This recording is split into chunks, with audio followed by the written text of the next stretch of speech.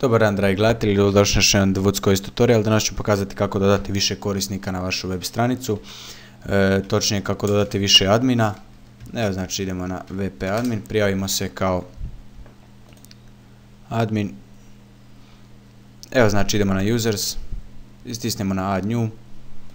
Evo, znači upišemo username Woods. Šifra isto je znači obavezno da upišete. Ovo vam nije obavezno.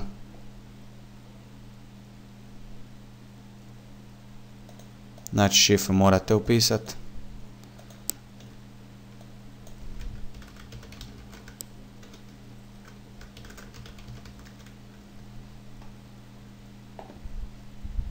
Evo tu znači sad dodajete što je on, dodajete kao na administrator, ako želite da bude administrator, system new user.